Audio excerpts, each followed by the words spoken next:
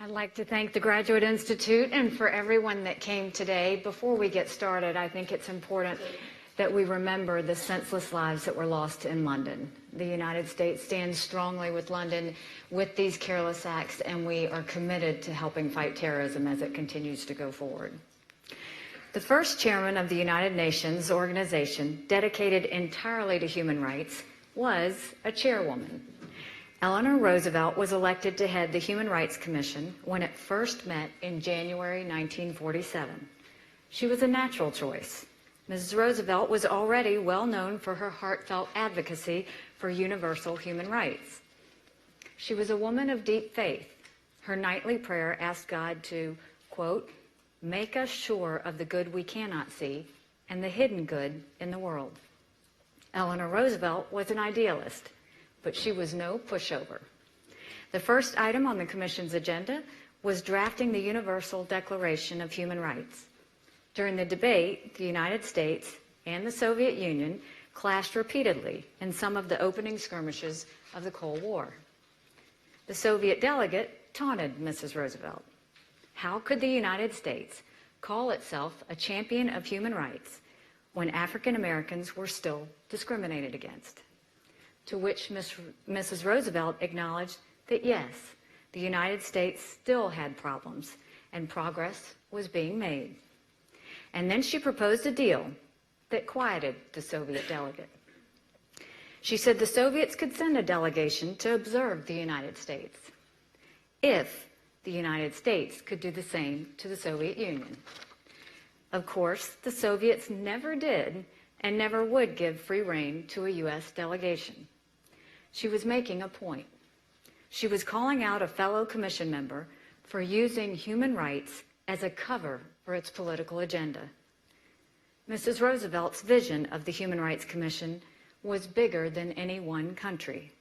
She saw the commission as a place for conscience, not politics.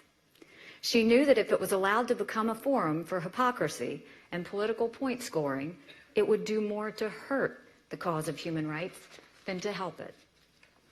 My country has a unique beginning, founded on human rights, holding self-evident the truth that all men are created equal with rights to life, liberty, and the pursuit of happiness. Of course, America did not invent these rights.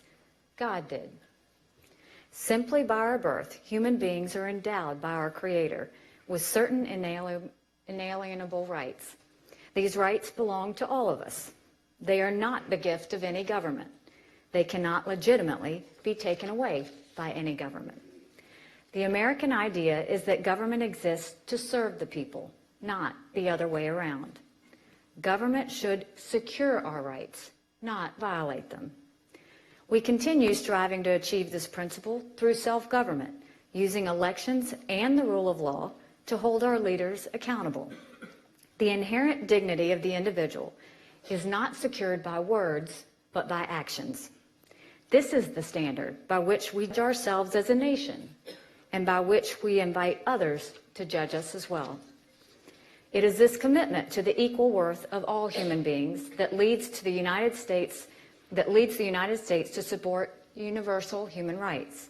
And of course, we are not alone.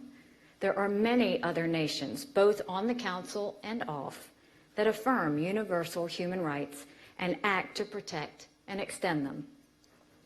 When the human rights has acted with clarity and integrity, it has advanced the cause of human rights. It has brought the names of prisoners of conscience to international prominence and given voice to the voiceless.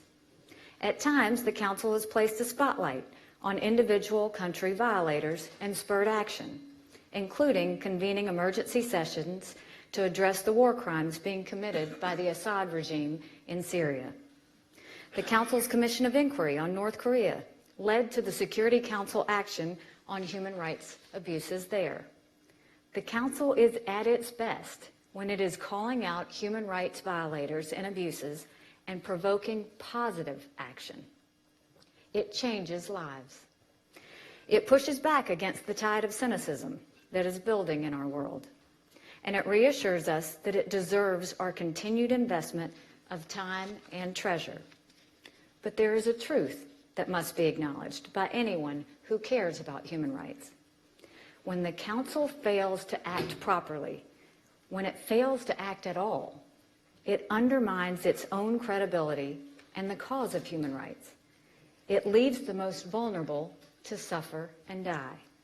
It fuels the cynical belief that countries cannot put aside self-interest and cooperate on behalf of human dignity. It reinforces our growing suspicion that the Human Rights Council is not a good investment of our time, money, and national prestige. Tragically, we've been down this road before. In 2005, then Secretary General Kofi Annan disbanded the precursor to the Human Rights Council, the Human Rights Commission. He blamed what he called its credibility deficit. The description was well earned. Many of the world's worst human rights offenders were elected to the seats on the commission. They used those positions not to advance human rights, but to shield themselves from criticism or to criticize others. In short, the commission had lost the world's trust. It had stained and set back the cause of human rights. These problems were supposed to have been fixed when the new council was formed. Sadly, the case against the Human Rights Council today looks an awful lot like the case against the discredited Human Rights Commission over a decade ago. Once again, over half the current member countries failed to meet basic human rights standards as measured by Freedom House.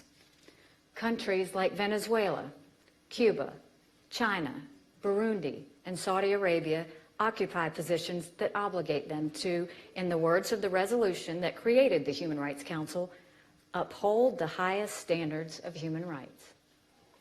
They clearly do not uphold those highest standards.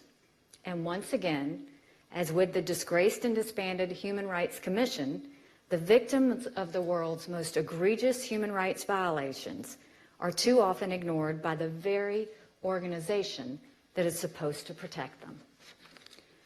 In Venezuela, the government has systematically destroyed civil society through arbitrary detention, torture, and blatant violations of freedom of the press and freedom of expression. Children are starving to death. Mothers dig through trash cans to feed their families. This is a crisis that has been 18 years in the making. The Venezuelan people have been robbed of their human rights. And yet, not once has the Human Rights Council seen fit to condemn Venezuela. Quite the contrary, the Council chose to showcase Venezuela's work while protesters were being beaten in the streets. Just 2 years ago, President Maduro was invited to address the Council, just weeks after Venezuela was re-elected as a member. In Cuba, the government continues to arrest and detain critics and human rights advocates. The government strictly controls the media and severely restricts the Cuban people's access to the internet. Political prisoners by the thousands continue to sit in Cuban jails. Yet Cuba has never been condemned by the Human Rights Council. It, too, is a member country. In fact, Cuba uses its membership in the Council as proof that it is a supporter of human rights, instead of a violator that it is. The Cuban Deputy Foreign Minister called Cuba's 2016 re-election to the Human Rights Council, quote, irrefutable evidence of Cuba's historic prestige in the promotion and protection of all human rights for Cubans. This is a reversal of the truth that would make George Orwell blush. The list goes on. In 2014, Russia invaded Ukraine and took over Crimea. This illegal occupation resulted in thousands of civilian deaths and injuries, as well as arbitrary detentions. No special meeting of the Human Rights Council was called, and the abuses continue to mount. Robert Mugabe continues his decades-long campaign of repression in Zimbabwe. Nothing from Geneva. Instead, human rights violators, Iran, Venezuela, and North Korea took advantage of a council review to commend Mugabe's so-called promotion and protection of human rights. The Human Rights Council has been given a great responsibility. It has been charged with using the moral power of universal human rights to be the world's advocate for the most vulnerable among us. Judged by this basic standard, the Human Rights Council has failed. In case after case, it has been a forum for politics, hypocrisy, and evasion, not the forum for conscience that its founders envisioned. It has become a place for political manipulation rather than the promotion of universal values. Those who cannot defend themselves turn to this council for hope, but are too often disappointed by inaction. Once again, the world's foremost human rights body has tarnished the cause of human rights. The United Nations must now act to reclaim the legitimacy of universal human dignity. For all of us, this is an urgent ask. Human rights are central to the mission of the United Nations. Not only are they the right thing to do, they're the smart thing to do. I dedicated the U.S. presidency of the Security Council in April to making the connection between human rights and peace and security. This is a cause that is bigger than any one organization. If the Human Rights Council is going to be an organization we entrust to protect and promote human rights, it must change. If it fails to change, then we must pursue the advancement of human rights outside of the Council. America does not seek to leave the Human Rights Council. We seek to reestablish the Council's legitimacy. There are a couple of critically necessary changes. First, the UN must act to keep the worst human rights abusers from obtaining seats on the Council. As it stands, elections for membership to the Council are over before the voting even begins. Regional blocs nominate slates of predetermined candidates that never face any competition for votes. No competition means no scrutiny of candidates' human rights records. We must change the election so countries are forced to make the case for membership based on their records, not on their promises. Selection of members must occur out in the open for all to see. The secret ballot must be replaced with open voting. Countries that are willing to support human rights violators to serve on the Human Rights Council must be willing to show their faces. They know who they are. It's time for the world to know who they are. Second, the Council's agenda item 7 must be removed. This, of course, is the scandalous provision that singles out Israel for automatic criticism. There is no legitimate human rights reason for this agenda item to exist. It is the central flaw that turns the Human Rights Council from an organization that can be a force for universal good into an organization that is overwhelmed by a political agenda. Since its creation, the Council has passed more than 70 resolutions targeting Israel. It has passed just 7 on Iran. This relentless, pathological campaign against a country that actually has a strong human rights record makes a mockery not of Israel, but of the Council itself.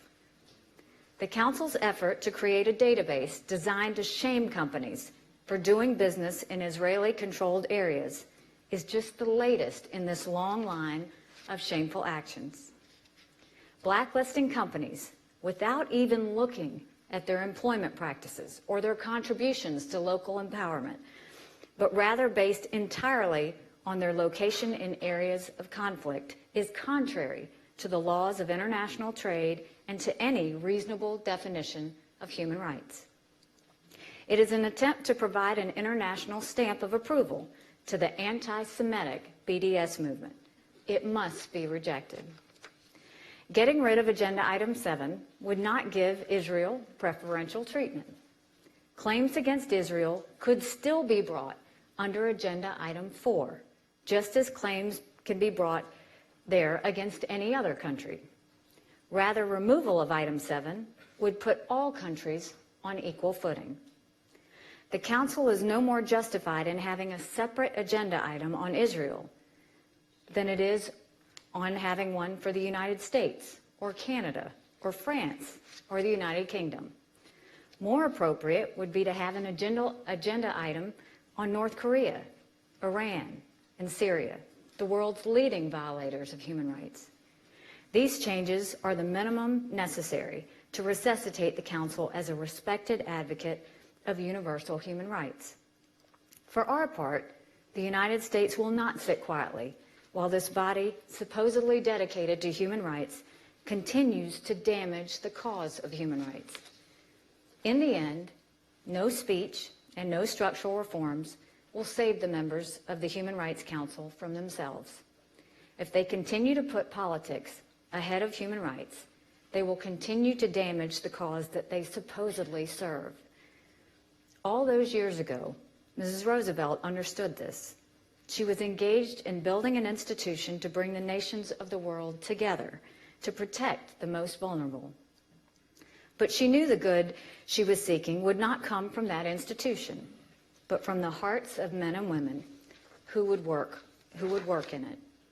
Every night she prayed, "Save us from ourselves and show us a vision of a world made new." I believe that vision is still achievable. I believe we can come together. I know there are many who share the belief. The status quo is not acceptable. It is not a place for countries who champion human rights.